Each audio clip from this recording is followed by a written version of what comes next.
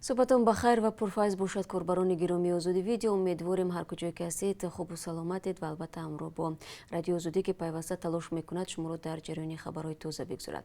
امروز 18 مارت و ساعت به وقت پراگ 7 است. من شالوگل خوجه در چند دقیقه دیگر نوگانی ها را برای شما میگویم. نمایندگان بعضی از شرکت‌های بلیط فروشی و هواپیمایی گفتند که سر از امروز تا 1 مای پرواز هواپیماها از تاجیکستان به روسیه قطع می‌شود.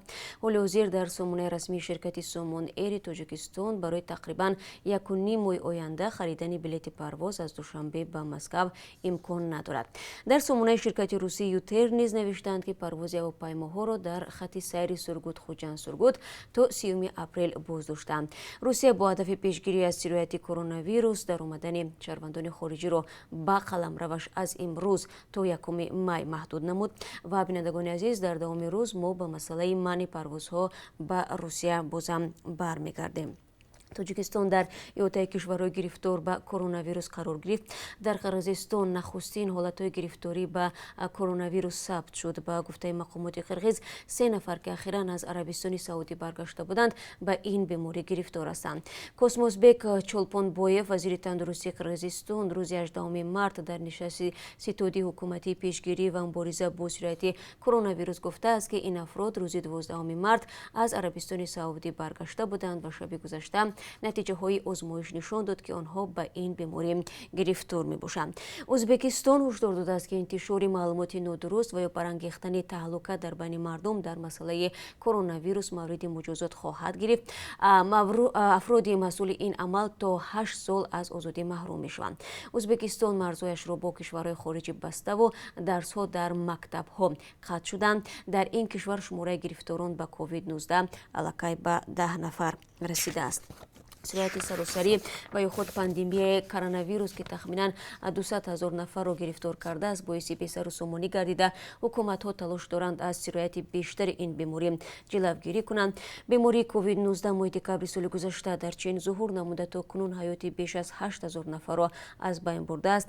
رهبران کشورهای اتحادیه اروپا روز سه‌شنبه 17 مارت به سازش رسیدند که ورود شهروندان دولت سوم را به منطقه شنگن به مهلت 30 روز منع کنند. این پیشنهاد را کمیسیون اروپا ارائه کرده بود. به منطقه شنگن کشورهای اتحادیه اروپا شامل میشوند که میان آنها روا و آزاد بوده گذرگاه‌های مرزی وجود ندارد، ولی حالا یک قطار کشورهای این منطقه مرزهای خود را حتی برای شهروندان دولت‌های اتحادیه اروپا نیز بستند.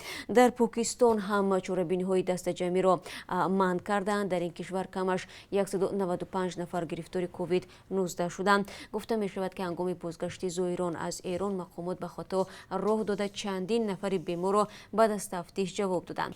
اکنون معلوم می شود که حداقل 119 نفر آنها گرفتار ویروس کرونا بودند. تاجیکستان امسال در شاخص یا ایندکس آزادی اقتصادی بنیاد میراث یا خود هریتیج فاوندیشن باز هم برای خط کشورهای با اقتصادی عمدتاً غیر آزاد شامل کرده شده است. مقامات تاجیکستان به این گزارش هنوز واکنش نکردند، اما در گذشته همواره گفتند که ارزیابی‌های پژوهشگران خارجی نه همیشه با واقعیت‌های کشور سازگار می‌باشد.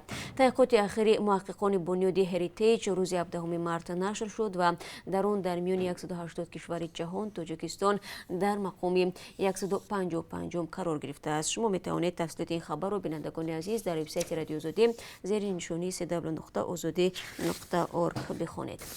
همین لحظه ها در دوشنبه ملاقات رئیس جمهوری تاجیکستان با زیایان کشور ادامه دارد. ملاقات با زیایان از سال 2007 به این طرف در ایام نوروز برگزار می گردد، ولی سال گذشته این نشست دایر نشده بود. قبلا کارشناسان در صحیفه های مطبوعات از زیایان تاجیکستان انتقاد کرده بودند که در ملاقات روبرو با رئیس جمهور مشکلات داغ جامعه را مطرح نمی کنند، بلکه این فرصت را تنها به خاطر حل بعضی مشکلات شخصی خود سوء استفاده می نمایند. در دوام روز خواهیم دید که کدام مسئله ها در نشست امروزه مطرح شدند. مهاجران تاجیک سال گذشته از روسیه به تاجیکستان 2 میلیارد و 576 میلیون دلار فرستادند. در این باره بانک مرکزی روسیه روز 17 مارت معلومات نشر کرد. انتقال پول مهاجران در مقایسه با سال 2018 23 میلیون دلار بیشتر بوده است. بانک ملی تاجیکستان چند سال اینجانی از افشای معلومات درباره پول‌های فرستاده مهاجران خودداری می‌ورزد.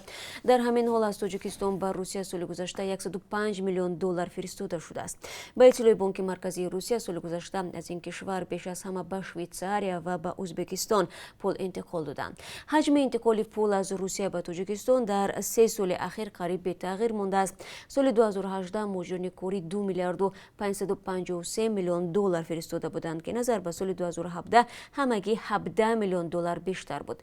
به گفته مقامات روسیه در این کشور حدود 1 میلیون مجری تاجیک حضور دارند. بنا به ارزیابی سازمان‌های بین‌المللی در تاجیکستان درآمد هر چهارمین خانواده از حساب مجرمین مهنتی است. و بینندگان عزیز یادتون نرود که در آخر صحبت من حتما به شما درباره قرب اسعار خارجی از جمله روبل روسی بازم یادآور می‌شوم. دادگاه نظامی در شهر رستوی-لابیدون سیادشاه اوبایدов شهروند تاجیکستان را بر اساس 2 اتهام جداگانه به 6 سال زندان نظامش عمومی محکوم کرد. معلوم نیست که آیا اوبایدов در جریان اعلان حکم خود را گناهکار اعتراف کرده است یا نه، ولی سال 2018 نزدیکانش در جمهوری دیگه به رادیو آزادی گفتند که او مورد تهمت قرار گرفت.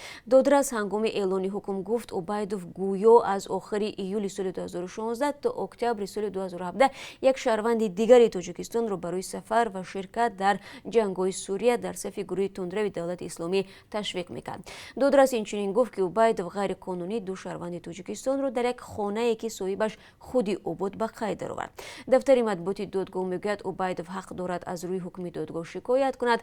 آخر سال 2018 نزدیکان سیادشاه اوبایدov گفتند که مفتشان او را شکنجه کردند. رئیست وزارت کارهای داخلی دوشنبه خبر میدهد که 17 مارت بعد 20 دقیقه از نشر نواری در اینترنت 5 جوانی از 21 تا 26 ساله ساکن شهرهای دوشنبه، وحدت، بختر و کولاب را دستگیر کردند. در این نوار دیده میشد که گروهی از جوانان یک راننده را بی‌رحمانه لط و کوب میکنند.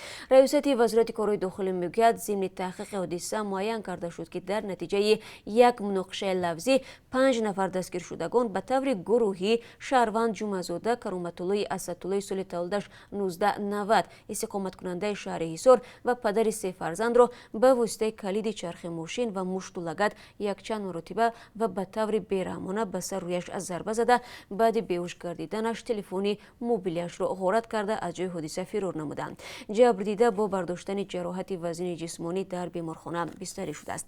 نسبت بازداشت شده ها در اساس ماده های 237 قسمی 3 یعنی اوباشی در حیات گروهی و 248 غارتگری کدکس جنایی جمهوری تاجیکستان پرونده جنایتی آغاز کرده شده است و گمانبران در حبس پیشکی قرار دارند. و یک خبری ورزشی نیز هست. اتحاد فوتبال اروپای خود UEFA تصمیم گرفت به علت پاندمی صورت کرونا ویروس کووید 19 جام اروپا 2020 تا سال 2021 موقوف گذاشته شود. قهرمانی فوتبال اروپا 2020 میبایست از 12 میلیون تا 12 ایول در 12 ورزشگاه 12 شهر برگزار میشد. UEFA در وبسایت رسمی خود امکانیت برگرداندن مبلغ بلیط ها را برای بازی قهرمانی اروپا 2020 اعلام کرد که اگر دارندگان بلیط ها در بازی های سال 2021 اشتراک کرده نتوانند، مبلغ صرف شده به آنها پوره برگردانده می شود. بنا به اطلاع مارکا، UEFA تصمیم گرفت که فینال لیگ قهرمان ها را از 30 می به 27 ایون موقوف گذارد. بازی حل کننده لیگ اروپا که قبلا 27 می تعیین شده بود 24 ایون برگزار می شود. و طوری گفتم حالا از قرب روبل روسی و دیگر اسعار خارجی برای شما معلومات میدم که از طرف بانک ملی این گونه معین شده است. $1 9 سومونی و 73 درم است. 1 یورو 10 سومونی و 71 درم ارزش دارد. امروز قرب روبل روسی 129 سومونی و 30 درم برای 1000 روبل تعیین شده است که نسبت دیروز 20 درم کمتر است. این چند خبری بود که من خواستم در صبح براق برای شما بینندگان عزیز بگویم. خبرهای بیشتر از این رو در دست داریم که در ادامه روز بازم با شما خواهیم گفت. با ما باشید و روزتان مبارک باشد.